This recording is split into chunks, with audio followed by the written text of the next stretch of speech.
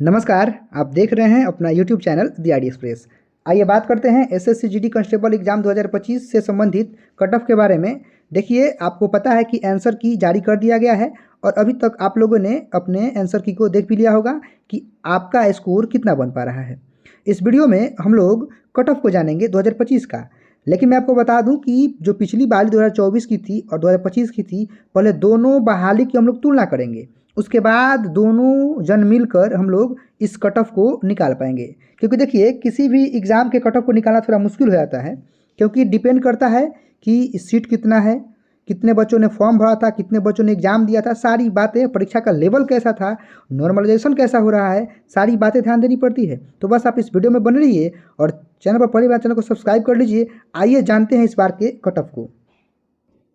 तो आइए हम लोग, मैंने बोला है कि सबसे पहले हम लोग दो वैकेंसी, एक 2024 और एक जो करेंट 2025 है, पहले दोनों की तुलना करेंगे। तत्पश्चात हम लोग खुद से निकाल पाएंगे कि टेंटेटिव या फिर एक्सपेक्टेड कट ऑफ कितना रह सकता है। बात करेंगे 2025 में, इस बार के टोटल पोस्ट की तो 39,481 है और इसके पहले जो वैकेंसी हुई है 2024 में, उसमें 46,617 पोस्ट थी। अब आप सबसे पहला तो यहीं पर अंतर हो गया कि इस बार पोस्ट क्या है जी, कम है पिछले बार के मुकाबले। अच्छा, बात करेंगे, देख लीजिए, उस समय 2025 में अभी टोटल फॉर्म लगभग 52 लाख प्लस फॉर्म भरे गए हैं और उस समय 47 लाख भरे गए थे। ये दोनों बात आप पहले समझ लीजिए, क्योंकि देखिए, ये जो 2024 और 25 का आंकड़ा है, सबसे पहला यही आंकड़ा है कि पोस्ट का, इस बार पोस्ट कम है, तो आप समझ सकते हैं पोस्ट कम होने पे कट ऑफ का क्या हाल होता है। अच्छा, बात करेंगे कि जो बच्चे हैं, लगभग जरूरी थोड़ा है कि सारे के सारे बच्चे जो फॉर्म भर दिए वो एग्ज़ाम दे ही देंगे, ऐसा नहीं होता है। लगभग 48 से 50% जो कैंडिडेट होते हैं वो एग्ज़ाम ही देते हैं। तो समझिए, इसके लिहाजे से लगभग 25 से 26 लाख लोग एग्ज़ाम दिए हैं।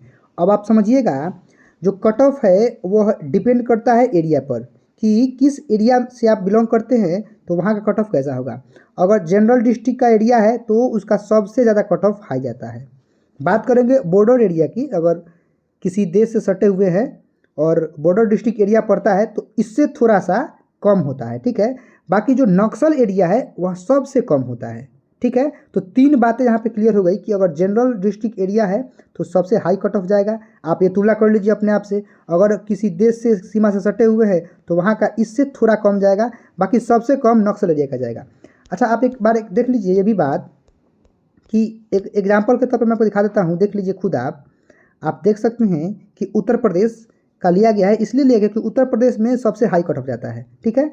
तो आप समझ लीजिए, आपके सामने क्लियर हो जाएगा कि जनरल एरिया की बात है। देख लीजिए यूआर का कितना गया था, आप देख सकते हैं 136 चला गया था, 136 गया था, आप समझ सकते हैं। बाकी बात करेंगे वही उत्तर प्रदेश में बॉर्डर एरिया की और यूआर की ही, देख लीजिए 116 ही रहा है। तो जो मैं बात बताया हूँ कि एरिया भी डिपेंड करता है आपके कट ऑफ मार्क्स को निर्धारित करने पर। देख सकते हैं कि जनरल एरिया में 136 चला गया और वहीं बॉर्डर वाले एरिया में 116 रहा। तो दोनों के बीच में कितना का अंतर, लगभग 20 मार्क्स का अंतर है। तो एरिया का डिपेंड तो करेगा ही भाई। तो आप पहले इसकी तुलना कर लीजिए कि आप किस एरिया से बिलोंग कर रहे हैं। चलिए अब बात करेंगे थोड़ा सा, आप देख लीजिए यहाँ पे कट ऑफ की, मेल कैंडिडेट की कट ऑफ की बात है, जो कि ऑल इंडिया वैकेंसी एसएसएफ की बात है। देख सकते हैं एससी का 148 था। अच्छा, एसटी का देख लीजिए 143 रहा, ओबीसी का 152, ईडब्ल्यूएस का देखेंगे 151 है, यूआर का 153 रहा और ईएसएम का आप देख सकते हैं 94 रहा। ये पिछली वैकेंसी की बात है। चलिए ये मेल की बात है, मैं आपको फीमेल का भी दिखा देना चाहता हूँ। आप देख लीजिए कि वही है, एसएसएफ से ऑल इंडिया वैकेंसी से है कि एससी का आप देख लीजिए 138 रहा, एसटी का 130 रहा, ओबीसी का 144 रहा, ईडब्ल्यूएस का 143 रहा, यूआर का देख लीजिए 146 रहा, वही ईएसएम का 62 रहा है। अब आप बात समझिए कि मैं इन सभी तथ्यों को आधार मानकर एक्सपेक्टेड और फाइनल कट ऑफ बताने जा रहा हूँ। आप अगर इसके इर्द गिर्द स्कोर कर रहे हैं, बात ऐसा है कि भले ही 2025 में 2024 के मुकाबले सीट कम है, लेकिन इस बार का जो पेपर है वह 24 से थोड़ा सा ईजी था, क्योंकि 24 का पेपर अलग लेवल का था। ये हम बोल सकते हैं कि इस बार का जो पेपर है वह 2022 के समकक्ष में है, तो कट ऑफ उसी के इर्द गिर्द जाना चाहिए।